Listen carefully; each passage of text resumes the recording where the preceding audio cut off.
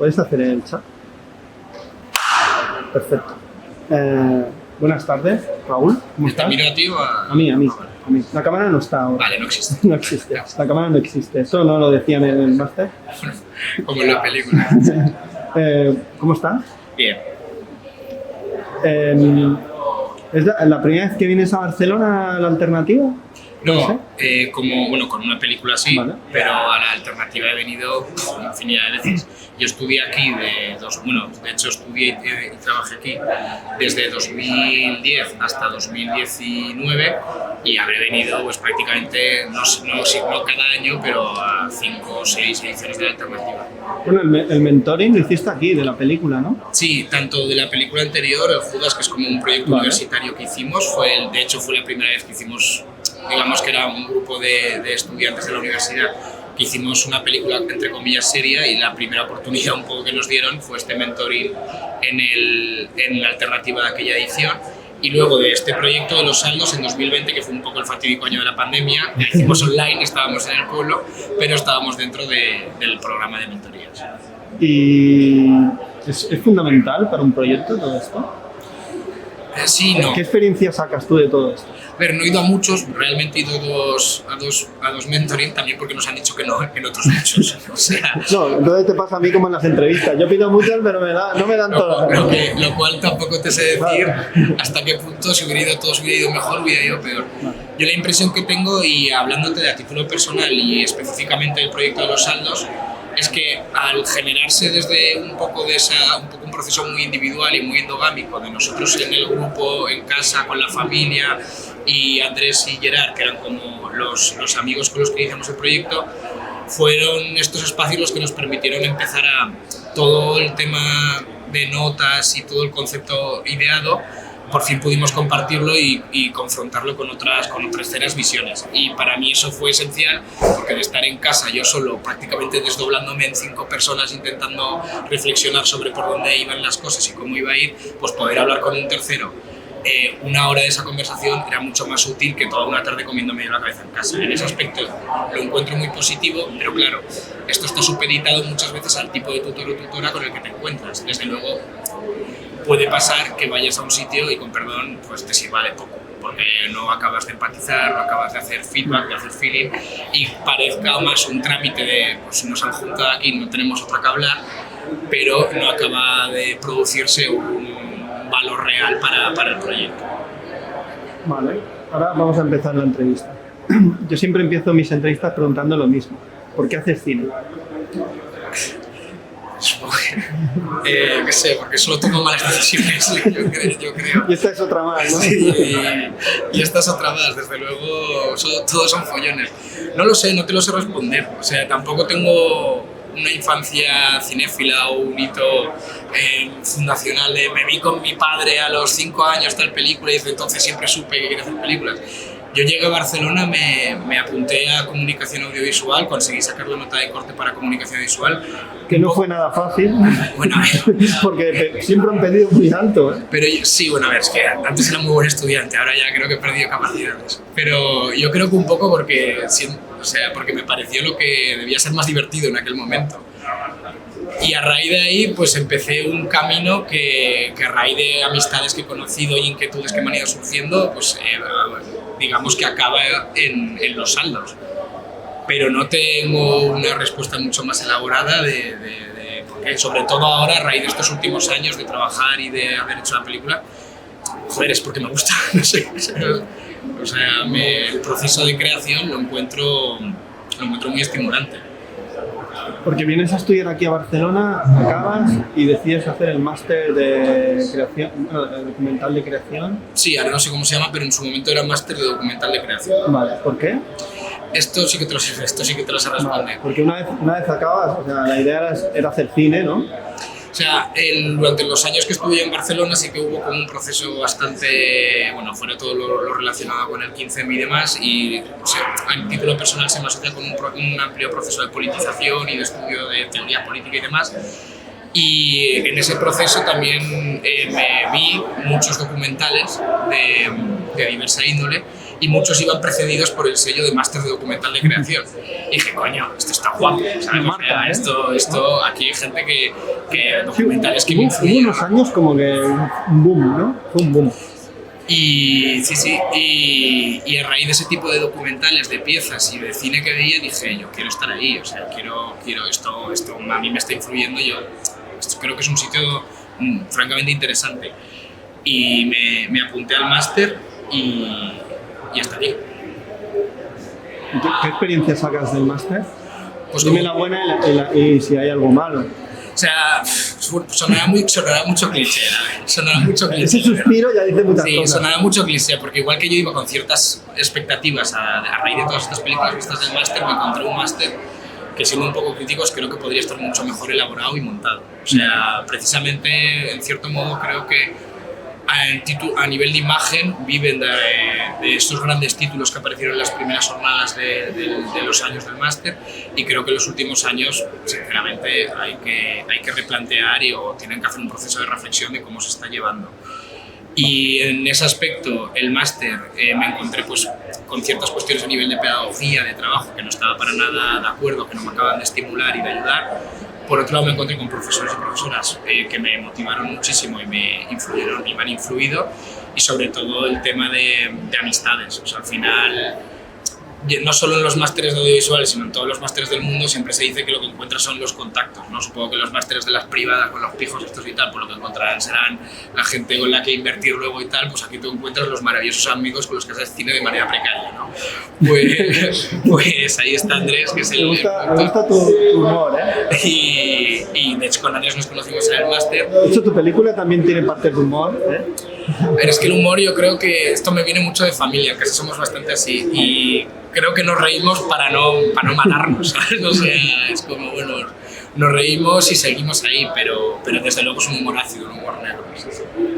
Vale, entonces haces el Judas, que es con los amigos del cine precario. No, el Judas es algo anterior porque... Asociación de los amigos del cine precario. El Judas es algo anterior porque entre que acabo la universidad y me voy al máster, hice un curso que era de montaje. Vale. Y el Judas nace a raíz de... En ese curso de montaje tuvimos una práctica de retrato y teníamos que con un grupo retratar un espacio o un lugar. Y queríamos retratar a una persona de aquí de Binéfar, a Jordi, que acaba siendo uno de los personajes del Judas, y el trabajo que empezó en clase, que tenía que durar nada, 5 o 10 minutillos, pues se nos complicó y acabó siendo nuestro primer largometraje documental, que lo hice con otros 4 directores y directoras, y acabó trasladándose del personaje de Jordi a todo lo que es el bar y los parroquianos habituales del bar Judas. Entonces este fue mi primer largometraje en conjunto con el resto de amigos. Y ya de ahí pasamos al máster, conozco a Andrés y ya pues el siguiente son Los Saldos. Muy bien. ¿Y Los Saldos qué realmente qué es? O sea, es una película... ¿Cómo empieza? ¿Es una memoria familiar? ¿Quieres hablar sobre todo de la relación entre tu abuela y tu padre? Y tu madre también está. Es que ese momento de la serie es buenísimo. Me encanta. Así, por eso te digo ese humor que hay. Y no es un humor buscado, es simplemente filmar y que se produzca ese momento que tú ya has vivido anteriormente, ¿no? Entonces, ¿qué es? Una peli sobre la memoria familiar, sobre lo difícil que es ser granjero de cerdos en España hoy en día, sobre la dificultad de ser de Binéfar, de la dificultad de la juventud de encontrar un trabajo, de encontrar una vida, de la especulación, del capitalismo, no sé, es que todo eso habla tu película, ¿eh? Es increíble para ser una película de 70 y pocos minutos, la de cosas que toca. De hecho, también hay una película rollo Philippe Grandier, hay hasta un momento Philippe Grandier, que te vas como de fiesta, y es como muy abstracta la película, como un rollo experimental. Ahí te pones a jugar con el montaje, ¿no? Y dices, pero bueno, ¿esto qué ha sido, no? O sea, la película habla de muchas cosas, sobre todo también del poco futuro que hay para la gente joven, ¿no? También está. O sea, la génesis original de Los Saldos, el tema del es curioso porque muchas veces se leen Los Saldos desde un retrato, una óptica de que como que el nacimiento es Raúl, ¿no? Aunque hablo en tercera persona, queriendo filmar a la familia, y la génesis real del proyecto es trabajar un contexto material muy concreto que es el presente de las pequeñas explotaciones rurales. En este caso es un tema que me ha acompañado ya desde la universidad. Uno de los primeros cortos un poco traperos que hice era también filmar a mi padre una mañanita. Amigo Raúl. O sea, que esto ya viene de lejos. Pues era una mañana de trabajo de mi padre, pues lo acompañé un día y lo filmé, que se llamaba La Jornada, era para la asignatura de documental de la carrera. Qué bonito ese título. Y digamos que esta inquietud del rural siempre me ha acompañado también, porque yo estudiaba en Barcelona, pero los veranos me iba a trabajar en la granja, es decir, como que siempre he estado ahí. Y lo que me interesaba de verdad, y lo que me interesa, es el tema de ese retrato más o menos honesto de un contexto material del presente del rural. Yo creo que como no tenía otra cosa, pues lo hice con mi familia. Yo creo que si a mí me hubieran dado 1.000.000 de euros, a lo mejor hubiera ido por otro lado totalmente distinto. Pero ¿no crees que te sale la historia porque lo ves claro, lo veo cada día y lo trabajo? Porque en realidad tú no estás filmando ni retratando un espacio y una forma de vida, sino también te estás retratando a ti mismo. Claro, de hecho salgo en directo. De hecho, eres coprotagonista, ¿no? Bueno, prácticamente, ¿no? Sí, lo dejamos a mi abuela y a mi padre, los protagonistas, sí. Digamos un poco un perfil más secundario. Tu madre entra para las notas de humor, ¿no? Sí. Los momentos de humor, tu madre entra, ¿no? Y los momentos de casa, sí. Momentos de casa, porque ese momento te quedaste dormida, luego no encuentras la serie, que es muy habitual, y luego el momento del WhatsApp web, ¿no? Sí que es cierto que yo nunca lo he hecho, te iba a decir, pues a lo mejor no me parece tan fácil, ¿eh? No. Porque yo nunca lo he hecho, no sé. Bueno, sí, sabía que hay un WhatsApp web. Sí, que básicamente puedes entrar desde el ordenador a tu WhatsApp y hacerlo funcionar desde ahí. Sí, o sea, mi madre también por el espacio de la vivienda, o sea, actúa un poco en la película en oposición o en contraposición al espacio de la granja. Vale. Y de ahí que ahí es donde aparezcan más escenas más distendidas, más cotidianas, más simpaticonas, que lo que encontramos en las puras escenas de trabajo en todo lo que es la granja o el campo. Y la verdad que mi madre también es así, es muy alegre, muy jovial y sí, es que salían sin querer. De hecho, lo del diálogo que tienen de cuando te quedas dormida, todo eso salió de ellos, yo no les di ninguna indicación. No había pautas, ¿no? No, simplemente era como, claro, yo desayunaba con ellos cada mañana, era como desayunar. Y salió el tema porque siempre desayunando hablan pues de sus cosas. Porque yo lo que sí que sabía era que lo que quería hacer era la escena de Netflix, porque era algo habitual en mi casa de estar yo en mi habitación y escucharlos discutir sobre con qué capítulo estaban, quién se había quedado dormido antes, cuál poníamos ahora, qué serie era, y eso me hacía particular gracia, la verdad. También tiene esa idea de una forma de vida que desaparece, porque hay un momento que hablan de, no, lo quitó, no se podía contar cómo lo hizo.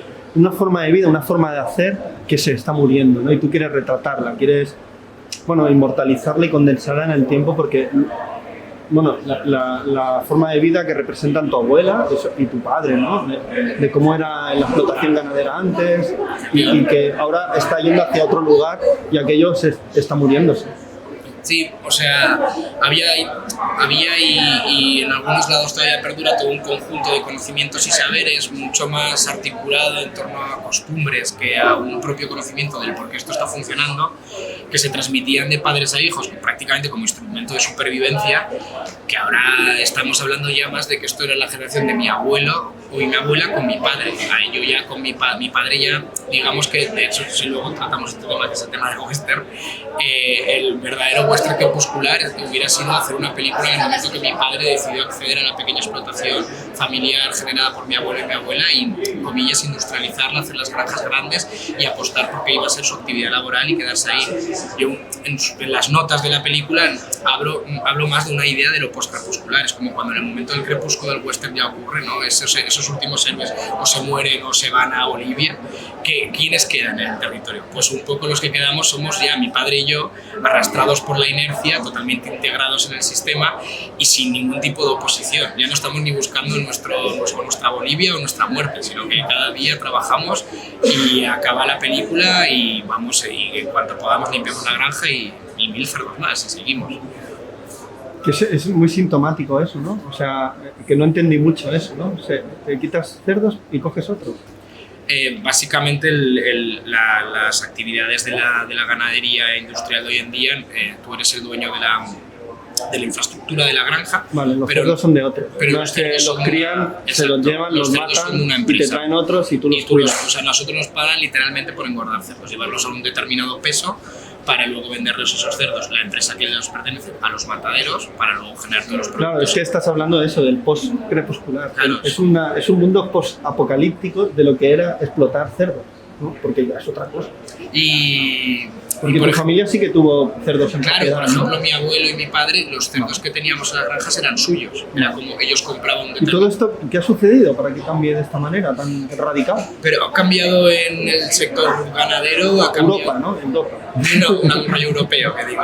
No, o sea, ha cambiado en el sector primario, en tanto la ganadería como la agricultura, pero como ha cambiado en todos los sectores. Digamos que el flujo de la economía dominante, el capitalismo, determina determinadas lógicas y la única manera que tienes de poder no desaparecer es adaptarte a ellas. Entonces ahora en el sector ganadero lo que prima son los grandes volúmenes y la única manera que las pequeñas granjas han encontrado el hueco de sobrevivir es lo que se llama el régimen de integración. Tú ya no tienes tus cerdos porque tú, como mi padre como mucho podía comprar 1000 cerdos, pero estamos hablando que la casa para la que trabajamos a lo mejor tiene 200.000 y repartidos en distintas granjas. Entonces tú lo que eres es un engranaje más, una granja más en ese mega núcleo de pequeñas granjas integradas que tienen, en la que te pagan por engordar cerdos. Sí, lo que se suele llamar subcontratas. Sí, de hecho mi padre es autónomo y literalmente es un frost autónomo, porque mi padre está trabajando para una casa mucho más grande. La oferta de trabajo que te proponían. Efectivamente, era que yo era mi particular.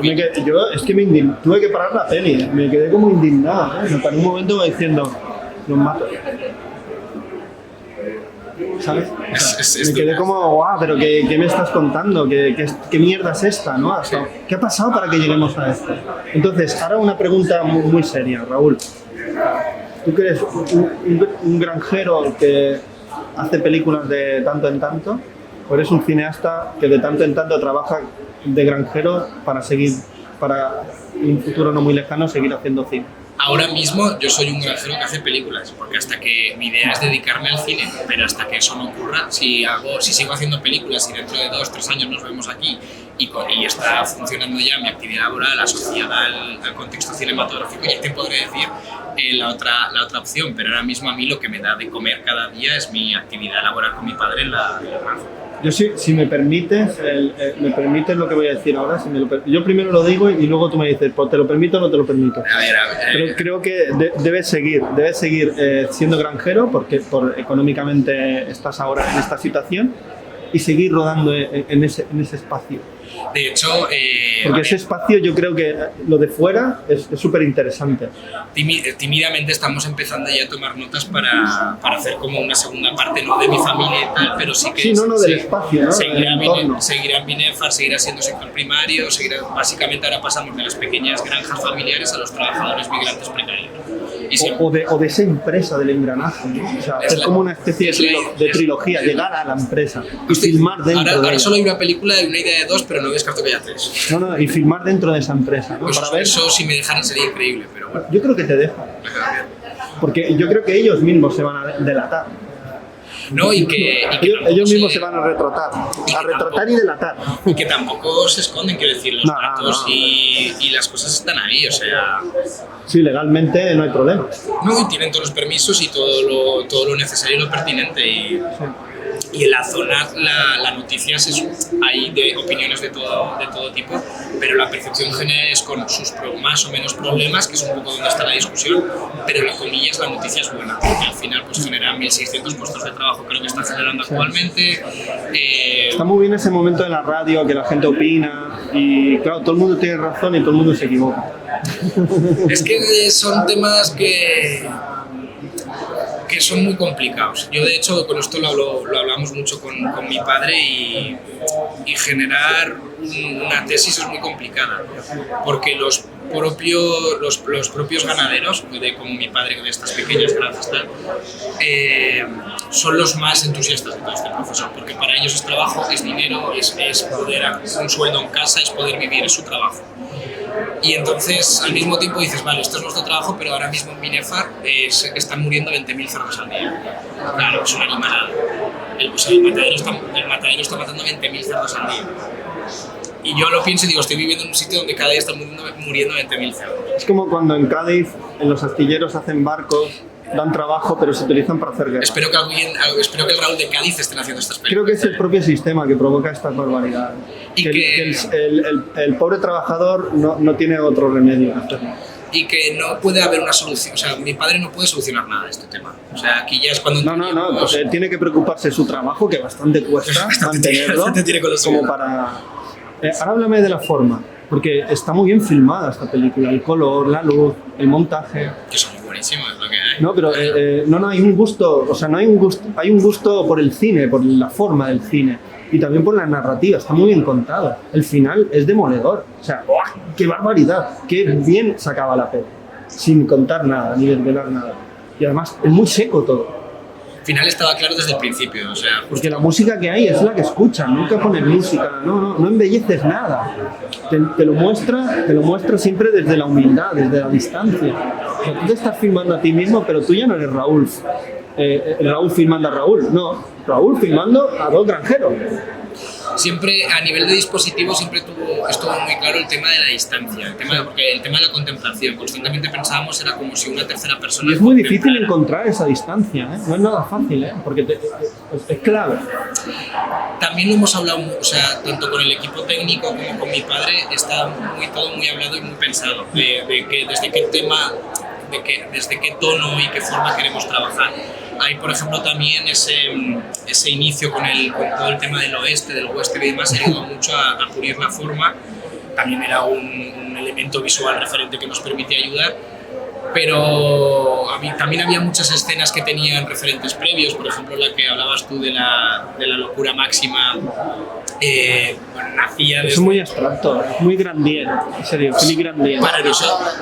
Para nosotros en el guión era una mezcla entre una escena de la barca que hay en Ghost in the Shell, que es una película nema, con Taxi Driver. Sí. Para nosotros la he visto Ghost in the Shell. La referencia... Que luego hicieron una versión cine.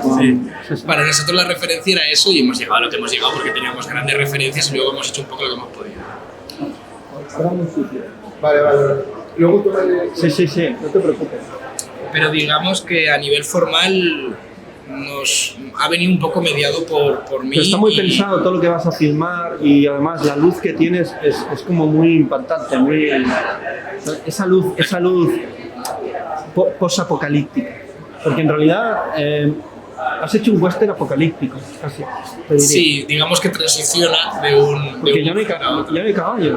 No, hay manuales canguro. Hay cerdos, pero no van a cuatro patas, ¿no? Hay cerdos, pero no van a cuatro patas, ¿no? O sea, de hecho, toda la parte final es muy dura. Era la parte más oscura de la película. Sin desvelar nada, no desveles nada, por favor. Es brutal. Todo, cómo está filmado, qué rigor, qué seriedad, qué frialdad. Hasta te diría, parece una peli de cine negro. Parece que no sé, una de gángsters, que van a hacer una cosa que... Es que hay un tema en la frialdad y es que es nuestro día a día. O sea, literalmente, por mucho que hay una frase que... pequeño spoiler, que es lo de no me acostumbro nunca a esto, sí que está ese pozo de que nunca te acostumbras, pero es lo que hacemos. No te puedes acostumbrar a eso. Es lo que hacemos y cómo trabajamos cada día, o sea, no... Está un poco el frío, la frialdad y lo aséptico de la costumbre. Es como un trabajador de un... Te lo sé decir, pero es como, yo qué sé, me imagino a un militar acostumbrado a los horrores de la guerra o un trabajador de una morgue acostumbrado a trabajar en la morgue. Creo que esa distancia y ese tono ha venido dado porque nosotros trabajamos ahí y no vemos una emoción muy fuerte en lo que para nosotros es una cotidianidad y un acto del día, ¿no? Y creo que por ahí la forma nos está delimitada por esta manera nuestra de ser de ahí, de trabajar ahí. Ahora cuéntame, ¿cómo se consigue que tu primera película en solitario acabe en Visions du Réel? ¿Esto cómo se consigue? Porque Visions du Réel es uno de los festivales más maravillosos del mundo del cine documental, o cine de no ficción, que se llama ahora. A ver, ¿cómo se consigue esto? ¿Qué hay que hacer? Tener suerte, me imagino. Enviar jamones, no, esto no va de esto, de enviar jamones. O sea, literalmente nosotros, o sea, sí que te puedo decir... Pagamos 30 euros, subieron la película y les gustó. Así, ya está. Sí, o sea... 30 euros, le gusta la peli y vas para allá. ¿Y fuiste? Sí, fuimos, y vino mi madre y todo, sí. O sea, fue bastante increíble. O sea, no sé, yo cuando me lo... A ver, fue el primer sí dentro de muchos nos, pero cuando viene el primer sí, aquello es alucinante. Pero es un sí No, de sí, cojones, sí. que diría yo, perdona por la expresión, pero... Yo la verdad que yo siempre voy por la vida como con el no por delante, como el no por bandera, pero la parte que te diría un poco por sacar algo positivo, una mirada positiva, es que nosotros sí que es cierto que nos esforzamos todo lo que pudimos y más para hacer la película. ¿Y qué tal allí? ¿Qué tal con cómo fueron los pases del público? ¿Cómo reaccionó? ¿Qué te preguntaban? A ver, bastante bien. Los pases fueron bien. Vino también Andrés, vino también Gerard, vino mi madre, mucha emoción. Lo único que, bueno, Suiza es un país caro. Dejémoslo ahí. Claro, quieres decir, yo diría que es carísimo. Es como, Michel Durrell, por favor, ayudas para mantenernos vivos en Suiza. O sea, ¿No ayudáis para pagar la pensión de mierda que me da? no, pero muy bien. Y para mí, yo es que muchas veces, como la percepción que tengo con todo este año, es un poco una idea de doble vida, ¿no? O sea, como que de repente un sábado estamos en Michel Durrell pasando la película y el lunes estoy con mi padre arrastrando el cadáver para llevarlo. O sea, bueno, pero esto también es la vida, ¿no? Sí. Esto es tu vida, ¿no? Sí, porque eso. Yo no sé, ahora yo no sé si eres un cineasta o un granjero, o quizá eres las dos cosas y de vez en cuando eres solo una. Sí, yo creo que por la mañana soy un granjero y por la tarde un cineasta, quizás. O sea, Yo creo que lo del cine, o sea, y además yo aprovecharía eso. Estoy trabajando aquí, pues voy a filmar esto, el entorno. Ahora esto, mañana lo otro, porque aquí hay cine. Yo tengo que estar aquí, porque hago cine. de hecho, yo estoy en Binefar y solo veo películas, pero porque en los pueblos pasan unas cosas, pero que no es ni medio normal. O sea, y más precisamente con todo este tema del estado del sector rural, la explotación laboral que hay, lo que comentábamos de la oferta de trabajo, todos muchos temas claro, los pueblos prima la ley del silencio, es como las tropelías que se cometen y las que nadie les hable. O sea, hablabas de cine negro, pero es que lo hay. Cine de terror. O sea, hay cosas, historias que te explican y dices, es que yo aquí haría una película. O sea, es que no tiene sentido alguno lo que está pasando. O sea, es por favor que alguien cuente estas historias, ¿no? Pues tú tienes que estar allí para contarlas. ¿Puedes hacer otra vez? Está clavado, ¿eh? O sea, Es que había claqueta. no había claqueta, o sea, Te iba a decir. ¿Y cómo? En las pelis de Albert Serra, que ahora hace la masterclass, tampoco hay claqueta. A ver, no había claqueta, pero porque somos tontos, ojalá lo hubiera oído, pero vamos, encima, como normalmente estaba yo delante de la cámara, pues era yo el que hacía el check. O sea, Ahora la pregunta que te habrán hecho un montón de veces, pero yo te la tengo que hacer porque hay que hacerla. Tu abuela, tus padres, cuando vieron la peli, ¿qué tal? muy bien, Te pero... desheredaron de así, pan, Sí que- fuera, Raúl, ya no eres hijo nuestro, hasta aquí hemos llegado. Hasta que tantos años para esto, de verdad, como ya basta. Con el dinero que nos has costado y para hacer esto, Raúl, en serio, no hay gente mejor para salir en tus películas. Hay oposiciones al ayuntamiento, ¿por qué no la haces? Yo creo que... Bueno, el momento, hay esta oferta, pues yo la veo bien, la ve bien, pero quiere asesinar a su hijo en vida. O sea, sí que es cierto que no hubo un proceso, o sea, no hubo sorpresa porque constantemente al estar rodando durante tanto tiempo esos micro rodajes que hacemos e ir premontando el material, yo se lo enseñaba todo. O sea, yo acababa una tarde, estaba ahí en la sala de montaje, el estudio, el ordenador, y acababa de montar y decía, papá, mamá, va a venir que monta un borrador de esta escena, y se la enseñaba ya. Sí que es cierto que hubo un momento cuando ya tuvimos el primer montaje que pillamos la sala de cine del pueblo y por primera vez lo vimos en pantalla grande. Y fue, por ejemplo, que me vino mi madre y dijo, vale, Raúl, sí parece una película de verdad. Y es como, joder, llevamos 3 años y ya me lo dices. O sea, gracias, mamá, pero tú ya lo habías visto esto en el ordenador. Yo pensaba que ya confiabas más en todo esto de antes. Pero estaba emocionada y con mi padre lo mismo. Y todos muy, muy contentos de cuando ya por fin podemos verla en grande. Pero sí que no había esa sorpresa de cómo iba a ser, porque habían estado ya metidos hasta la médula en el montaje prácticamente. De hecho, era mi primer feedback, era como yo acababa, era como, por favor, ver esto. Y mi padre opinando, esto no me gusta, yo me cago en Dios, venga, te lo cambio, va, y a ver qué pasa. También el título, Los Saldos, hostia, es un título duro, ¿eh? Sí, de hecho... Es lo que no quiere nadie, lo que queda, el resto de cuando todo el mundo lo ha cogido, el resto.